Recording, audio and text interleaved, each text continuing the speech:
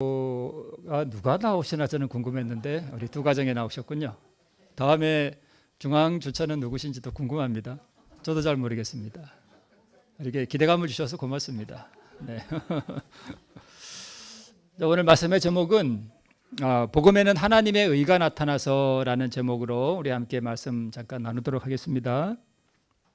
자, 먼저 우리 재림교회의 기둥 같은 진리들이 있죠. 그것들이 우리가 무엇인지 여기 제가 다 기록하지는 않았습니다만은 이 기둥 같은 진리들을 우리가 익히 잘 아시리라고 믿습니다. 자, 여기 기둥들이 많이 있습니다. 그렇죠. 이 기둥들이 왜 존재하죠? 건물을 떠받치기 위해서 기둥들이 있죠. 자, 그러면 우리 재림교회의 기둥 같은 이 진리들 가운데 대표적인 게 우리 재림교회 이름 속에도 들어있죠. 제7일 안식일 예수 재림교회. 그만큼 우리 안식일은 우리 재림교회의 기둥 같은 진리예요. 그렇죠? 네, 그렇습니다. 또 오늘 심판에 대해서 배웠죠.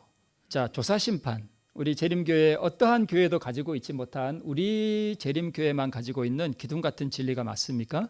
그렇죠. 십자가는 우리 재림교회만이 아니라 우리 기독교는 다 공유하는 그런 진리이지만 십자가는 우리 기독교에서 빼놓을 수 없는 기둥 같은 진리입니다. 그렇죠? 그 다음에 또 우리 재림교회만의 고유한 진리가 있는데 그것은 바로 하늘에 성소가 있고 그 성소에서 주님께서 우리를 위해 심판을 행하신다는 그러한 기별은 우리 재림교회의 기둥 같은 진리입니다. 그 다음에 우리 개신교회는 영혼이 불멸한다고 믿죠. 그러나 우리는 조건적으로 멸절하고 조건적으로 불멸한다는 것을 우리가 믿고 있죠. 그리고 여기서 말하는 영혼의 개념도 좀 다르죠. 그렇죠? 네. 그래서 이런 부분들은 우리 재림교회의 아주 기둥 같은 진리들입니다. 또 건강기별 아주 고유하죠. 또 선지자와 우리 예언의 신은 우리 재림교회의 아주 기둥 같은 그러한 부분들입니다. 그 다음에 성육신과 인성. 예수님이 어떤 인성을 가지고 오셨는가 하는 것 좀 논란이 많습니다만 이러한 부분들. 그 다음에 우리 재림교회만은 아니지만 침례교회는 또 침례를 베풀죠. 우리 안식일 재림교회 말고 이 침례 같은 경우에도 우리의 재림교회의 기둥 같은 진리라고 우리가 알 수 있습니다. 자, 부활. 우리만은 아니지만 기독교의 부활을 빼놓고 뭘 논의하겠습니까? 그죠? 부활, 또 재림, 등등. 등등 여러 가지 우리 재림교회의 기둥 같은 진리들이 이렇게 있습니다. 일일이 열거하자면 또 많이 있겠죠. 자, 그런데 여기서 이 모든 기둥 같은 진리들 앞에 서서 우리가 한번 질문을 해보겠습니다. 무슨 질문을 해보는가 하면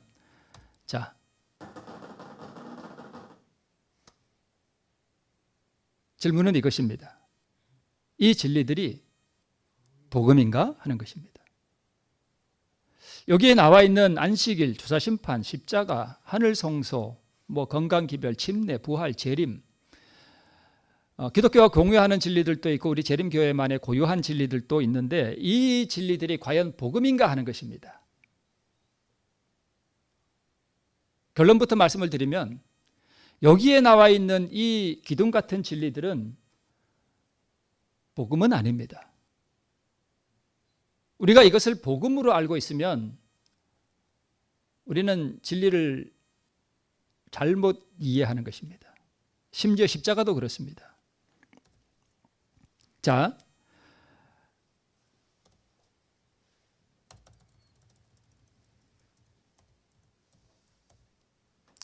복음에는 뭐가 나타났다고요? 오늘 제목이죠. 복음에는 하나님의 의가 나타나서 그랬습니다. 자, 제가 앞에 이 재림교회의 기둥 같은 진리들은 복음이 아니다라고 이렇게 말씀을 드렸는데 조건적이에요. 뭐가 조건적이냐 하면 이 모든 진리 가운데 뭐가 나타나야 될까요? 하나님의 의가 나타나야 돼요. 하나님의 의가 나타나지 않으면 이 모든 기둥 같은 진리들은 다 뭐가 아니에요? 복음이 아니에요. 복음이 아니에요. 자, 복음이 무엇인지 뒤에 가서 또 간략하게 또 말씀을 드리고 오늘 본문 가운데서도 복음이 무엇인지 잘 드러나 있습니다. 자, 그러면 십자가를 한번 볼게요. 십자가가 과연 복음인가? 자, 십자가는 뭐 우리 재림교회만이 아니라 기독교, 예수님을 믿는 우리 기독교에서는 십자가는 그야말로 이 십자가를 빼고는 복음을 절대 이해할 수가 없는 아주 핵심이 십자가입니다. 그러나 십자가가 복음이 되려면 여러분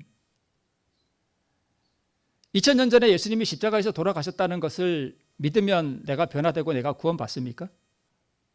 아니에요. 우리가 복음을 그렇게 이해하면 구원이 무엇인지 구원론을 잘못 이해하는 거예요. 이 십자가가 복음이 되려면 나도 저기서 뭐 해야 돼요? 죽어야 돼요.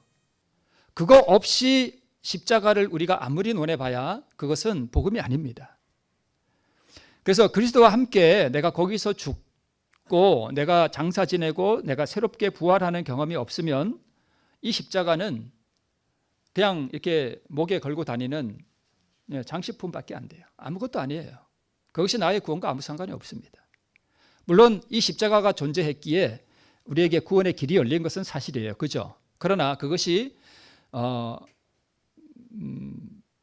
나의 구원을 보장하는 것은 아니라는 것입니다.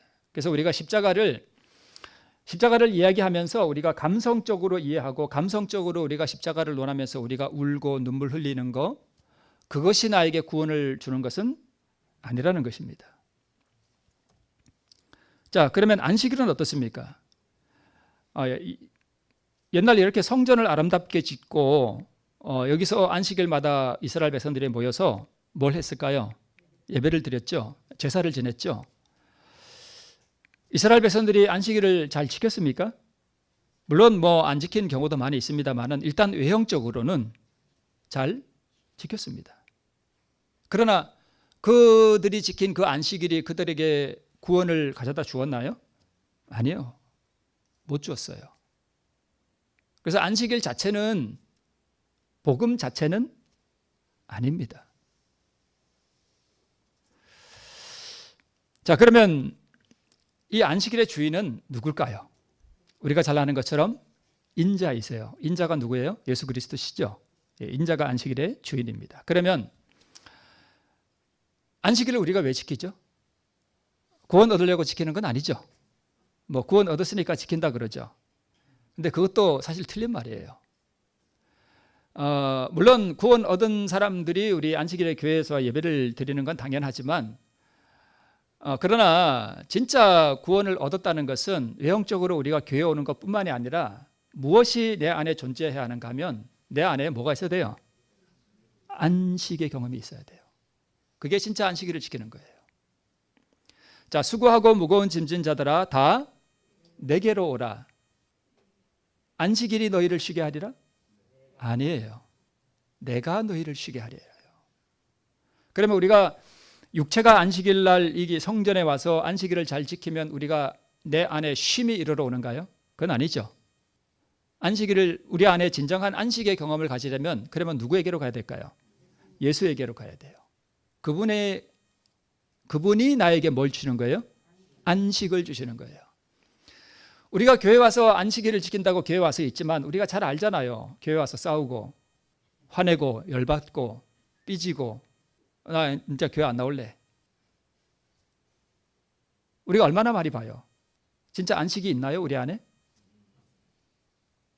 안식일을 우리가 교회 와서 지킨다고 우리가 그것이 나에게 쉼을 준다면 진정한 안식을 준다면 우리는 교회 안에서 절대 싸우는 일이 있어서는 안 됩니다. 그러나 현실은 그렇지 못합니다. 그 이유는 안식은 안식일을 지켜서 얻는 것이 아니라 안식일 속에 있는 것이 아니라 누구 안에 있는 거예요?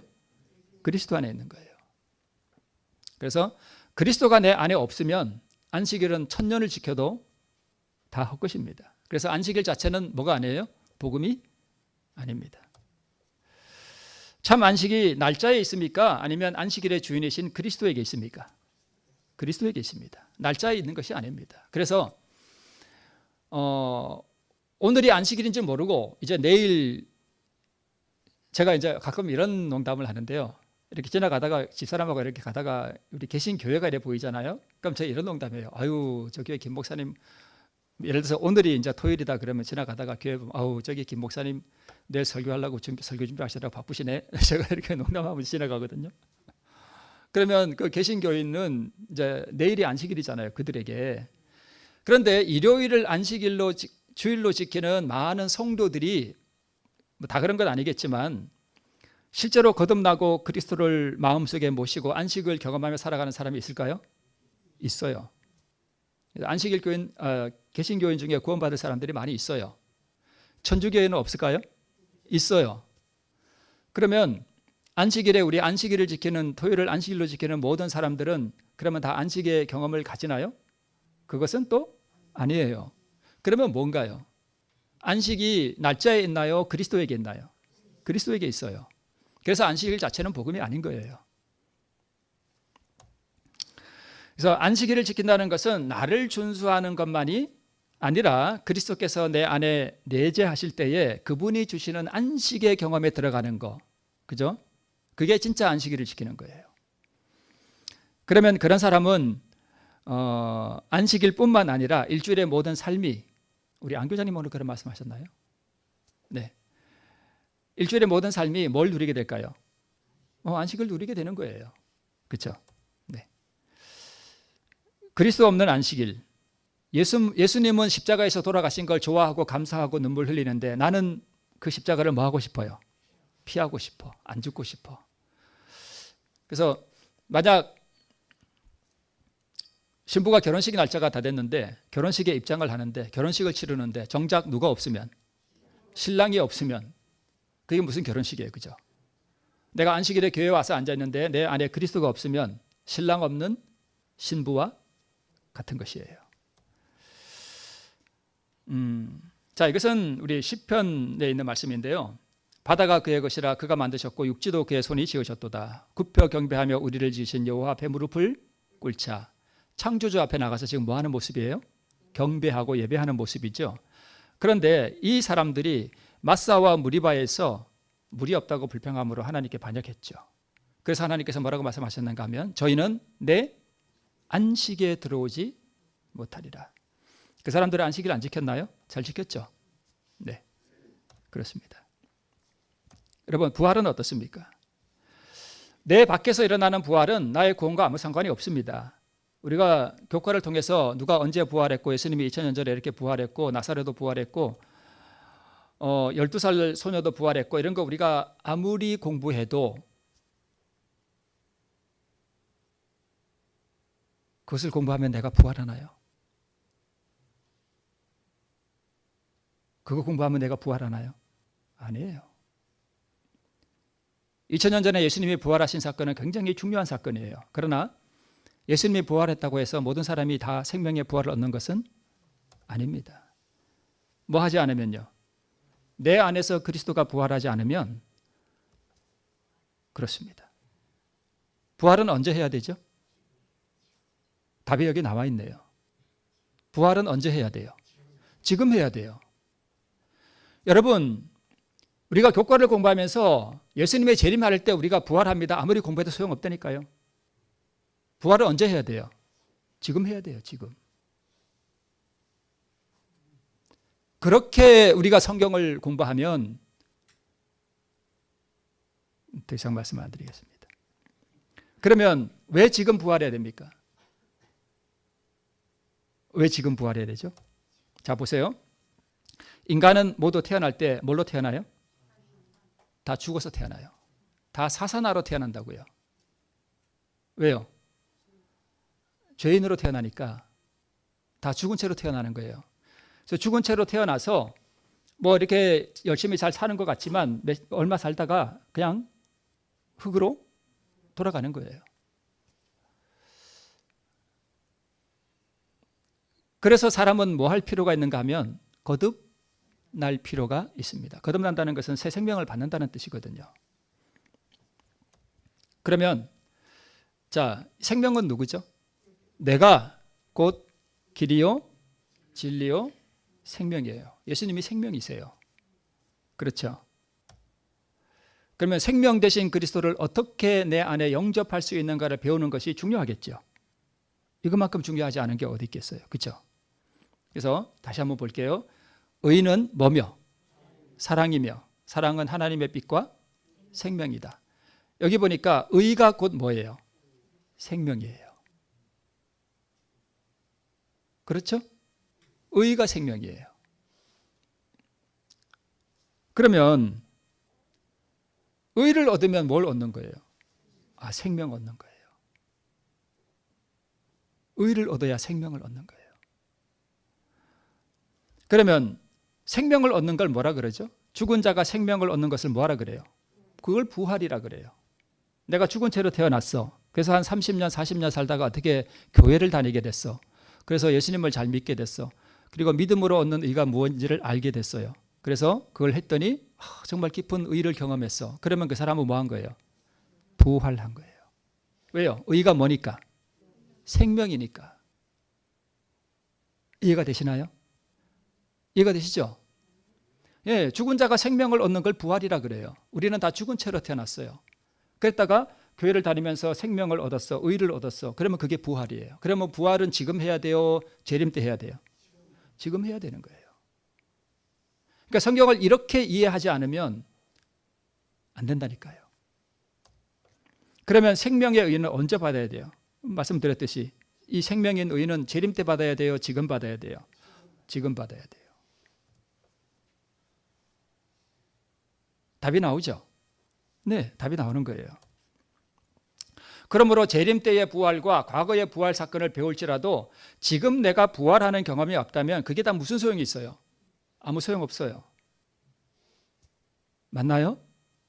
네, 맞아요. 맞아요. 내가 어떻게 부활을 하며 어떻게 생명을 얻는가 하는 그 방법을 배우지 못하면 옛날에 누가 부활했고 누가 부활했고 그건 그냥 지식적으로 아무리 공부해도 소용없다니까요. 자, 예언은 어떻습니까? 제가 한때 2030 어젠다에 대해서 좀 말씀을 드렸더니 제가 참 염려되는 게 뭐냐 하면 얼마 전에 이런 한 달쯤 전인가 이런 얘기가 들려요. 어떤 집회에서 이런 얘기가 나왔대요. 2030년에 예수님이 재림하신다 하는 얘기가 나왔대요. 제가 너무 놀랐습니다. 정말 큰일 날 소리예요. 제가 말씀을 드렸던 2030 어젠다는 세상이 지금 이상하게 돌아간다라고 하는 걸 말씀을 드리면서 2030년에 무슨 일요일 혁명이 일어나거나 재림이 있다는 뜻이 절대 아니다. 좀 세상이 이상한 방향으로 돌아가니까 우리가 각성하고 세상이 돌아가는 것들을 보면서 우리가 좀 준비하는 일에 박차를 가하자 하는 그런 뜻으로 제가 말씀을 드렸는데 이게 좀 사람들이 저만 이런 얘기 하는 건 아니에요. 2030 어젠다에 대해서. 그렇긴 하긴 한데 하여튼 그런 얘기가 나와서 제가 참 상당히 염려가 됩니다. 2030년에 예수님 오시는 거 아니에요? 물론 오실 수도 있어요. 그러나 그것도 예언은 또 아닌데 그걸 마치 무슨 성경 예언인 양 그렇게 2030년에 예수님 오신다고 그렇게 말하면 큰일 납니다. 자, 그러면 예언이 복음인가요? 사울 왕도 뭘 했는가 하면 예언했죠. 예언도 했어요. 막 사람이 변화해 새 사람 돼가지고. 근데 이 예언도 했음에도 불구하고 그랬습니다. 자, 요 고린도전서 13장 얘기는 제가 다음에 한번 설교를 할까 지금 생각 중인데, 자 보세요. 사랑은 언제까지든지 떨어지지 아니하나 예언도 뭐하고요? 패하고. 예수님 재림하실 때 다니엘 계시록 필요한가요? 안 필요한가요? 재림하실 때. 재림하시고 나면. 여기 보세요. 예언도 뭐 한다고요? 패해요. 예수님 재림하시면 다니엘 계시록에 필요 있어요? 없어요? 없어요. 필요 없어요. 예언도 패해요. 자, 다니엘 계시록을 내가 정말 깊이 연구해서 무슨 사건이 일어나고 무슨 사건이 일어나고 이것은 무엇이고 저것은 무엇이고 깊이 내가 깨달았다고 해서 그것이 나에게 구원을 가져다 주나요? 아니에요. 그렇다고 공부할 필요가 없나요? 다니엘 계시록이 안 중요하다는 뜻은 아니에요. 정말 중요한 거예요. 우리에게 마치 내비게이션과 같아요. 그죠? 꼭 필요한 거예요. 그러나 이 예언 자체가 우리에게 복음은 아니에요.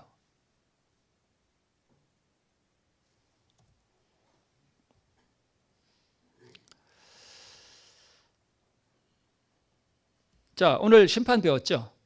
재림전 심판이 있고 천년기 심판이 있고 또 집행 심판이 있고 이것을 우리가 공부하는 것이 여기 무슨 유익이 있는가 이렇게 써놨는데 조건적이죠. 지금 내가 죄를 드리고 자기 굴복을 이해하고 자기를 바침으로 말미암아 하나님의 의, 즉 생명을 받는 부활을 지금 경험하는 그 경험이 일어나지 않으면 이것들을 우리가 공부하는 게 유익이 있나요? 없나요? 없어요. 없다니까요. 제가 이런 공부를 하는 것이 필요 없다는 뜻은 절대 아니에요. 이거 공부해야 돼요. 진짜 알아야 돼요. 철저하게 우리가 공부하고 알고 있어야 돼요. 안식일도 그렇고 잘 지켜야 되고요. 제가 안식일 안 지켜도 된다는 뜻은 절대 아닙니다. 자, 재림전 심판은 의인을 위한 심판이고, 그럼 누가 의인이에요? 지금 자기 자아를 굴복시킴으로 자기 죄를 그리스도와 함께 십자가에 못 박은 사람들이죠. 그런 사람들이 의인이에요. 의를 받은 사람들이에요. 그러니까 믿음으로 자기 죄를 드리는 자가 재림전 심판, 조사 심판을 받죠. 그렇죠. 어떻게 내가 완전히 없어지고 굴복되고 그리스도의 의를 받고 부활을 경험하고 내가 재림전 심판에 나아가서 모든 죄의 도말을 받고 내가 어떻게 구원을 얻는가 하는 그러한 이 복음의 그 과정들을 내가 이해하고 경험을 하지 못하면 이거 공부해봐야 나에게 별 유익이 없습니다. 제 말씀을 뜻을 여러분 이해하시나요? 네, 이외에 다른 어떤 것이 있을지라도 이 모든 진리들은 복음을 담는 다 무엇들이에요? 그릇이에요. 그릇. 그릇들이라니까요. 복음 자체가 아니라니까요. 앞에서 말씀드린 이 모든 것들은 복음을 담는 그릇이에요. 그렇죠. 네, 맞습니다. 제가 뒤에 또 나옵니다. 네, 그릇을 깨면 안 됩니다. 저는 지금 그릇을 깨는 게 아닙니다. 자, 복음이 그럼 뭐냐? 자, 이게 복음이 뭔지 나옵니다. 오늘 본문의 말씀이죠. 이 복음은 하나님이 선지자들로 말미암아 그의 뭐에 관하여? 아들에 관하여 성경에 미리 뭐한 거라? 약속한 것이라. 복음은 누구에 관한 거예요? 아들이에요. 이 아들이 누구예요? 예수님이에요. 이 아들로 말하면 육신으로는 다윗의 혈통에서 나셨고 성결의 영으로는 죽은 가운데서 부활하여 능력으로 하나님의 아들로 인정되셨으니 곧 우리 주 예수 그리스도시니라. 자, 이 복음은 하고 그 다음에 나오는 것들은 다 그냥 수식어고요. 맨 밑에 붉은 글씨만 딱 연결시키면 복음이 뭔지 딱 나옵니다. 이 복음은 곧 우리 주 예수 그리스도시니라. 제가 왜 앞에 나온 이 기둥 같은 진리들을 복음이 아니라고 말씀드리는지 여러분 이해하시겠습니까? 네, 이것들은 복음이 아니에요. 복음을 담는 뭐예요? 그릇이에요.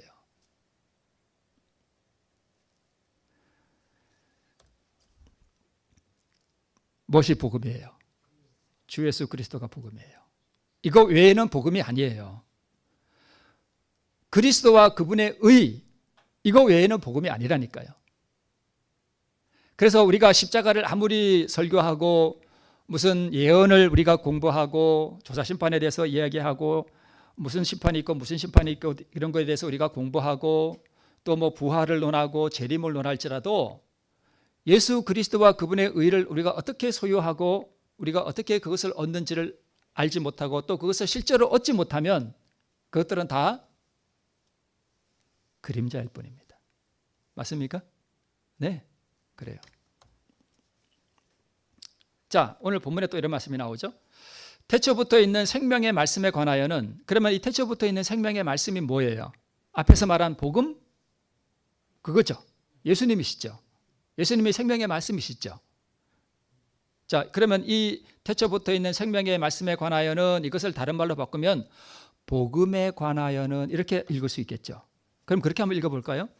복음에 관하여는 우리가 들은 바요, 눈으로 본 바요, 주목하고 우리 손으로 만진 바라. 이 생명이 나타내신 바 된지라. 이 영원한 생명을 우리가 뭐 했고? 보았고 증거하여 너희에게 뭐하노니? 전하노니. 이는 아버지와 함께 계시다가 우리에게 나타내신 바 된 자니라. 누구를 말씀하시는 거예요? 예수 그리스도예요. 복음은 그리스도예요. 복음은 그리스도와 그분의 의, 그거 외에는 복음이 아니에요. 그냥 그 복음을 담는 그릇이에요. 자, 사도 요한이 말하는 복음, 조금 전에 이게 사도 요한이 쓴 거잖아요, 그죠? 자, 사도 요한이 쓴 복음은 이런 거예요. 나는 이 복음을 내 귀로 직접 뭐 했고? 들었고, 주목하고 내 눈으로 직접 보았고, 내 손으로 직접 뭐 해봤다? 내가 만져봤다 이거예요. 진짜 그랬나요? 사도 요한은 예수님과 함께 살았죠. 예수님의 말씀을 많이 들었죠. 보았죠. 만져봤죠. 이게 단순히 예수님을 육체를 만져봤다는 뜻도 물론 있겠지만 이게 그런 뜻일까요? 아니죠. 아니죠. 그래서 사도 요한은, 예수님의 제자였던 이 사도 요한은 나는 이 복음을 뭐 해봤다는 뜻이에요? 경험해봤다는 뜻이에요. 난 이거 내 눈으로 직접 보았고 내 귀로 직접 들어봤고 내 손으로 직접 이 복음을 뭐 해봤다? 나는 만져봤다 이거예요. 예수 그리스도와 그분의 의를 나는 뭐 해봤다는 얘기예요? 만져봤다는 뜻이에요. 만져봤다는 것. 자, 이 영원한 생명을 우리가 보았고 증거하여 너희에게 전하노니 이렇게 말씀했죠. 이게 무슨 뜻이냐면 내가 경험해 본 이 복음을 너희에게도 뭐하니? 전하니 너희도 뭐 해봐라? 경험해봐라 이거예요. 너희도 직접 네 눈으로 보고 너 귀로 한번 들어보고 네 손으로 뭐 해봐라? 만져봐라. 보고 이게 만지는 거를 이렇게 경험한다고 볼 수 있죠. 그런 뜻이죠. 이게 내가 만져봤다 이거죠. 그러니까 예수님의 육체를 빗대어서 지금 말씀하는 거예요. 그죠? 네. 이것이 진정한 의미에서의 뭐예요? 전도예요. 이게 진짜 전도예요.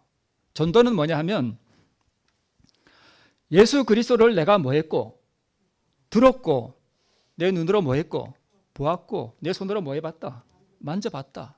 니도 한번 만져봐라 이거예요. 제가 지난 시간에도 말씀드렸죠. 복음교역자 뒷부분에 있는 한 챕터를 제가 참 많이 봤다고. 목사들이 자기가 회심한 줄 알지 못하면 설교하려고 강단에 서지 마라.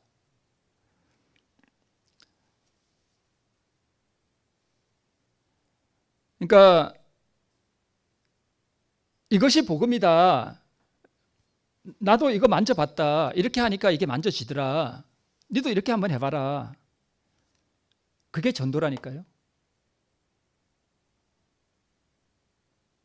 전도가 뭐예요? 도가 무슨 도자예요? 길도자예요. 내가 그 길을 가봤다 이거예요. 니도 그 길을 한번 가봐라. 나를 따라와봐라. 이거예요. 이게 전도예요. 자기가 가보지 않은 길을 어떻게 가보자 그래요. 자, 여기 글은 나옵니다, 장로님. 그릇이 중요해요? 국수가 중요해요? 국수가 중요하죠. 그런데 그릇이 없으면 저 국수가 어떻게 되나요? 그릇이 없으면요, 저 국수를 끓일 수도 없어요.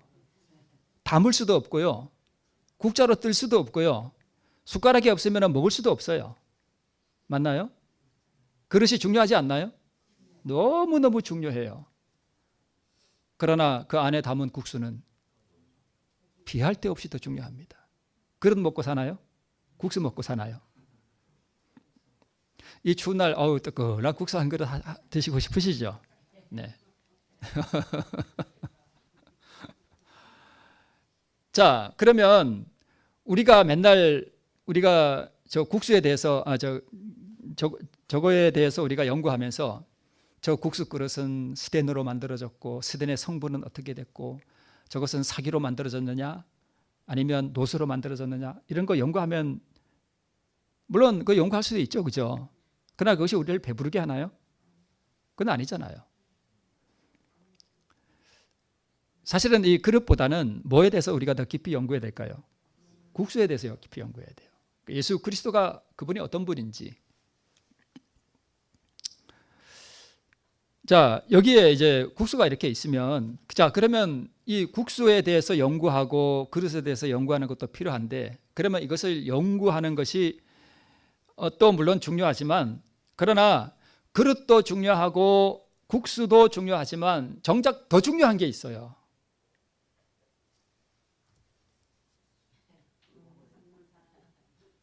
먹어봐야 됩니다.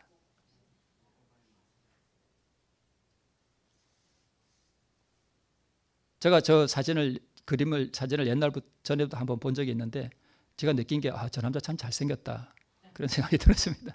잘생겼나요? 네. 잘 먹죠. 국수가 10그릇이 있어도 그 국수에 대해서 아무리 연구해봐야 내가 먹어보지 않으면 내 살이 되고 피가 되지 않아요. 복음은 그리스도와 그분의 의고요. 그것을 내가 실제로 먹어보지 않으면 그리스도와 그분의 의가 나와 무슨 상관이 있나요? 아무 상관이 없어요. 그것이 나에게 구원을 주지 못한다는 것입니다. 여러분 이해하시겠나요? 자 보세요. 사도 요한은 이 복음에 관하여 내가 보았고 들었고 내 손으로 뭐 해봤대요? 만져봤대요. 만져봤대요. 자 그러면 우리 마가복음 4장 35절부터 나오는 이 갈릴리 바다에 일어나는 이 폭풍의 사건이 기록되어 있죠. 그러면 그게 짧지만 그 말씀 본문을 딱 놓고 보면 그 본문의 말씀은 복음인가요? 복음이죠. 그렇죠. 하나님의 말씀 복음이죠. 풍랑이 있는 제자들이 그 죽을 뻔한 사건 가운데서 주님께서 바다를 잔잔케 하심으로 그들을 구원하신 사건이죠. 그게 복음이에요. 그리스도의 구원과 능력이 나타났잖아요. 그렇죠? 그게 복음이에요. 그게 우리에게 어떻게 구원을 얻으며 어떻게 우리가 의를 얻는지에 대해서 가르쳐주는 복음이에요. 그렇죠? 자 그러면 내가 그것을 직접 보았고 내가 직접 들었고 내가 만져봤다는 게 무슨 뜻인가요? 네, 마가복음 4장 35절에 있는 말씀을 내가 뭐 해봤다는 얘기예요? 경험해봤다는 뜻이에요. 내 마음이 이렇게 막 뒤집어질 때에 하나님께서 오셔서 내 마음을 갈릴리 바다처럼 평안하게 해주시는 그것을 나는 뭐 해봤다? 경험해봤다. 이렇게 하니까 되더라. 너도 한번 해봐라. 이거예요. 그게 전도 아니겠어요? 그러면 이것을 한번 만져본 사람은, 이 국수를 먹어본 사람은 그 말씀 본문을 읽을 때에 그것이 생소한 거예요? 아니면 자기가 잘 너무나 경험적으로 아는 거예요? 너무나 경험적으로 아는 것이죠. 그러면 그것을 읽을 때 그 사람은 이 복음에 관하여는 내가 내 눈으로 직접 들었고 이 복음에 관하여는 내가 내 귀로 직접 들었고 내 손으로 뭐 해봐라? 만진 바라라고 말할 수 있는 거예요. 그럴 때에 복음이 완성되는 거예요. 제가 왜 그러한 기둥 같은 진리들이 복음이 아니라고 했는지 여러분 이해하시겠나요? 네, 그런 것입니다. 무엇을 보고 무엇을 들었고 무엇을 만져보았습니까? 두 가지예요. 우리는 성경에서 복음에서 무엇을 경험하는가 하면 두 가지를 경험해 보는 거예요. 하나는 능력이고요. 하나는요 성품이에요. 이 두 가지밖에 없어요. 왜 두 가지인가 하면 자 보세요. 갈릴리 바다에서 일어나는 풍랑이 일어날 때 주님께서 일어나셔서 잠잠하라 고요하라 하라고 말씀하셨더니 바다가 어떻게 됐습니까? 잔잔해졌습니다. 이건 뭐죠? 능력이죠. 자 그러면 실제로 내가 내 삶 속에서 경험할 때는 내 마음의 갈릴리 바다가 풍랑이 일 때에 주님께서 오셔서 잠잠하라 고요하라 하시니까 내 마음이 고요해졌다는 얘기는 이게 무슨 뜻인가 하면 그분의 성품이 내 안에 들어온다는 얘기예요. 이게 보세요. 막 화가 나다가 투쟁을 통해서 주님께서 내 마음 가운데 평화를 주실 때 이 평화가 내 마음에 싹 들어오니까 좀 전까지 가서 쥐어받고 싶던 그 사람이 어떻게 보여요? 사랑스럽게 보여요. 너무 사랑스러워. 뭘 경험한 거죠? 그분의 두 가지 중에요. 성품을 경험한 거죠. 그분의 성품을 내가 지금 뭐 해본 거예요? 내 마음의 손으로 만져본 거잖아요. 그렇죠? 네. 능력과 성품이에요. 이걸 경험해 보는 거예요. 그러니까 이게 옛날 그 사약 받으면 사람이 어떻게 되죠? 얼굴이 울그락불그락해지죠. 여러분 옛날에 사극 많이 보셨죠? 사약을 받아라 이렇게 사약을 딱 마시고 나면 욱욱하죠. 처음에 욱하죠. 화날 때 처음에 뭐가 되죠? 욱하죠. 그래서 똑같아요. 이게 사약 받은 거나 화나는 거나 똑같아. 이게 욱해요. 그죠? 욱하고 탁 치밀어 올라. 그 다음에 얼굴이 어떻게 되죠? 사약 먹은 사람 울그락불그락해지면서 또 여기에 뭐가 올라와요? 핏대가 서죠. 그러면서 그죠? 화난 사람은 똑같다니까요. 핏대 막 세우고 거품 물고 똑같아요. 아주. 독을 먹은 게 독. 근데 그렇게 사약을 먹었는데 주님께서 오셔서 이 사역을 어떻게 해주신 거예요? 해독시켜 주시는 그 능력을 경험하는 거예요. 똑같은 거예요. 능력과 성품을 보는 거예요. 이 그림 기억나시죠? 네.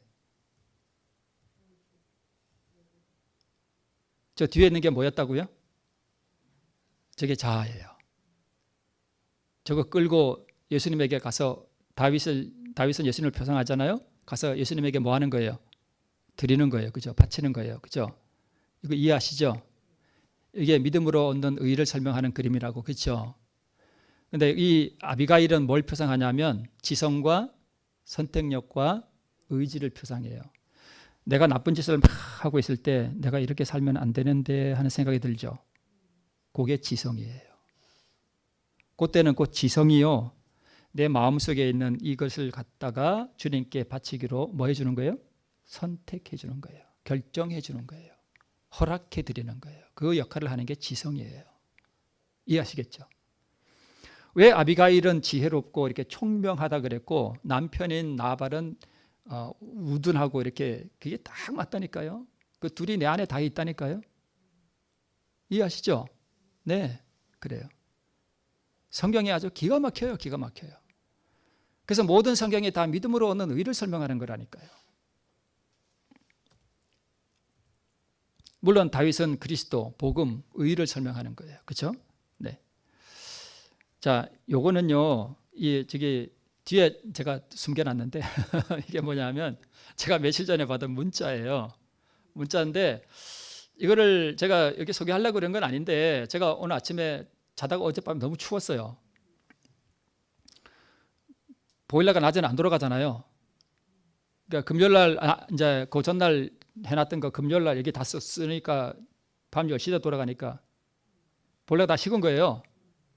그 보일러가 안 돌아가니까 그냥 잔 거예요. 얼마나 추운지 새벽 3시인가에 깼어요. 깨가지고 이제 잠이 올라니 잠이 안 와. 그래가지고 이 설교에 대해서 이렇게 생각하다 보니까 갑자기 어떤 분이 며칠 전에 보낸 문자가 생각이 났어요. 근데 그 문자를 내가 여기다 소개해도 되나 안 되나 이제 고민을 했어요.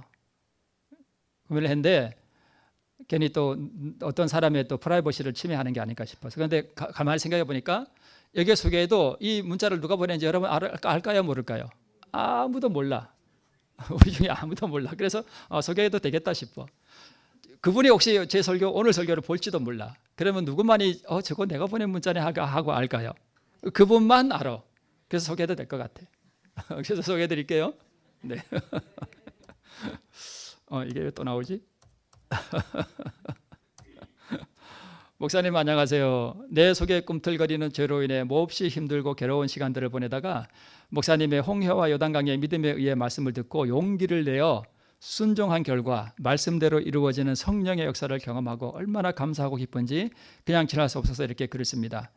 목사님을 통하여 복음을 경험케 하신 예수님의 사랑이 얼마나 귀한지 모르겠어요. 목사님 귀한 경험의 말씀 너무나 감사합니다. 평안한 밤 되십시오. 글자 하나 안 틀리고 제가 그대로 옮겨놨습니다. 여기 누군지 알까요, 모를까요? 여러분 아무도 모릅니다. 우리 아무도 몰라요. 이분이 누군지 몰라. 그럼 됐죠? 그분 혼자만 알아. 제가 제가 이런 설교했다고 뭐 자랑하려고 것도 아니고 이게 뭐 제 건가요, 복음이? 저는 그냥 전달만 한 것뿐인데. 그러니까 이제 보세요. 몹시 힘들고 괴로운 시간을 보내다가 이렇게 썼죠, 그분이. 이게 뭐예요? 폭풍 속에 자란 거예요. 폭풍 속에. 얼마나 힘들고 괴로웠겠어요. 물은 들어오지, 폭풍랑은 일지. 어디서 일어나는 거예요? 마음속에서 일어나는. 그래서 사는 게 괴로워. 자, 그랬는데 뭐 한 결과? 순종. 우리 안 교수님 오늘 이 말씀하셨죠. 순종. 그죠? 뭐 했대요? 순종했대요. 그러므로 누구든지 나의 말을 듣고 행하는 자는 그 집을 반석 위에 지은 지혜로운 사람 같고 나의 말을 듣고 행치 아니하는 자는 그 집을 모래 위에 지은 어리석은 사람 같으리니. 그 순종이 뭐예요? 어떻게 순종하는 것인가? 뒤에 보고. 자, 이분이 뭘 했대요? 복음을 뭐 했대요? 경험했다고 썼어요. 제가 이걸 여러분에 소개하는 이유가 있어요. 복음을 뭐 해봤대요? 경험해봤대요. 태초부터 있는 생명의 말씀에 관하여는 내 눈으로 보았고 내 귀로 들었고 내 손으로 뭐 해봤다? 만져봤다 이거예요.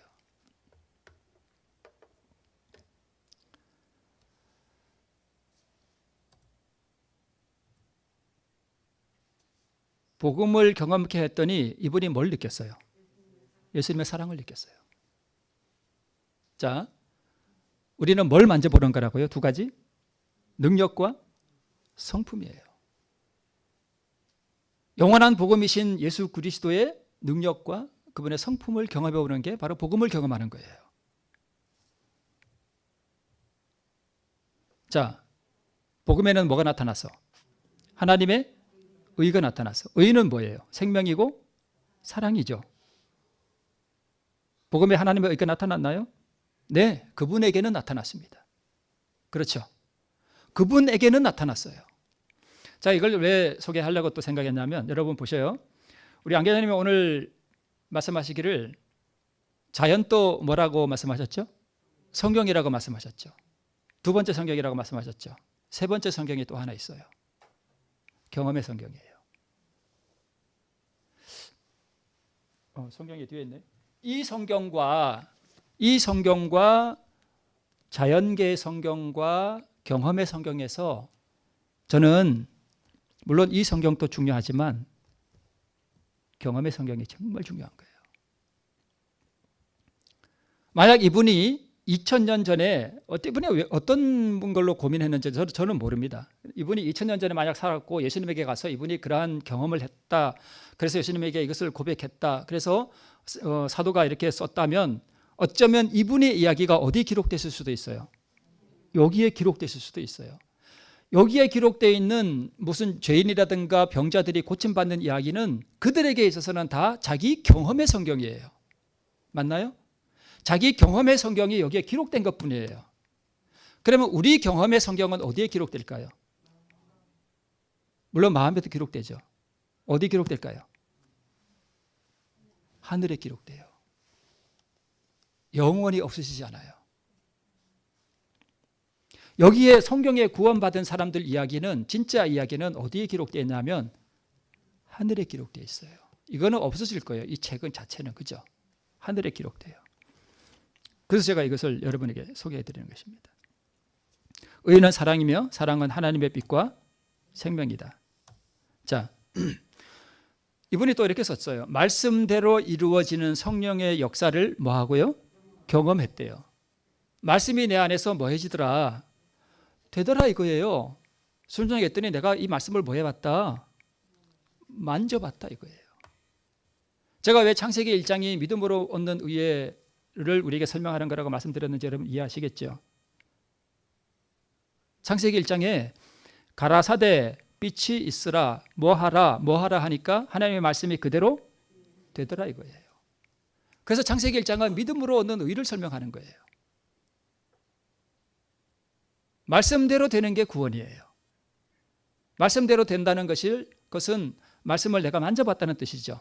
내가 먹어봤다는 뜻이죠. 내가 국수를 먹어보니까 이 국수가 고소하더라, 새콤하더라, 짜더라, 달더라 하는 것을 내가 경험적으로 뭐예요? 알고 다른 사람에게 말할 수 있죠. 예, 그 집에 국수 먹지 마. 아우 너무 짜. 예, 그 집에 한번 가봐. 국수가 너무 맛있어. 너무 고소해. 내가 뭐 해봤으니까? 먹어봤으니까 다른 사람에게 가라고 소개할 수 있는 거예요. 그게 전도라는 것입니다. 이분은 다른 것보다 제가 말씀드렸던 홍해와 요단강의 믿음으로 말면 의를 여러분은 기억하시나요? 그게 무슨 뜻인지 여러분 이해하시나요? 이분이 그것 때문에 고민하다가 마음속에 고민하고 그것이 해결되지 않았는데 믿음으로 그 강물에 뭐 했다는 얘기예요? 들어가 봤다는 거예요. 갔더니까 요단강이 뭐 하지더라? 갈라지더라는 거예요. 그래서 자기 안에 있는 그 죄의 문제가 해결되니까 너무 기쁘더라 이거죠. 그렇죠. 그러면 이분에게는 그 요단강에 들어가는 구약에 기록된 그 사건을 이분은 뭐 해본 거예요? 만져본 거예요. 이게 진짜 복음이라는 거예요. 제가 왜 우리 재림교회 기둥 같은 진리들 그 자체는 복음이 아니라고 했는지 여러분 이해하시나요?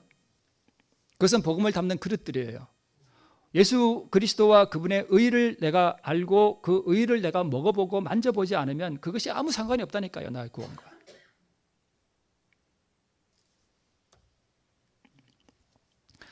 복음에는 하나님의 의가 나타나는 것을 직접 보고 자기 손으로 만져보는 것입니다. 마지막 그림입니다. 국수 그림으로 제가 오늘 설교를 마치겠습니다. 다른 거 다 잊어버리셔도 이 국수를 마음속에 다 고이 간직하시고 집에 가져가셔요. 드실 수는 없지만 국수 한 그릇씩 꼭 가져가셔요, 여러분. 오늘 가져가셔서 이 국수가 뭘 의미하는지 여러분 이해하시겠죠? 그릇도 중요하지만 국수가 중요해요. 국수도 중요하지만 먹는 게 중요해요. 어떻게 드시는지 여러분 아시겠죠? 그동안 쭉 말씀드렸으니까. 제게 문자를 보낸 그분은 어떻게 이 국수를 먹어봤죠? 믿음으로 요단강에 뭐 해본 거예요? 들어가 본 거예요. 그분은 모르겠어요. 그 죄로 인해 고민하는 그것이 누가 미운 사람이 있어서 그런지 모르죠. 그죠? 아마 저는 그런 생각을 했어요. 이분이 혹시 미운 분이 있었나? 그래서 그 미운 분에 찾아가서 사랑합니다. 이렇게 말했나? 그런 생각 해봤어요. 그랬더니까 그 마음속에 정말 사랑이 넘쳤는가? 그런 생각도 해봤습니다. 그런 뜻이에요. 여러분 이해하시죠?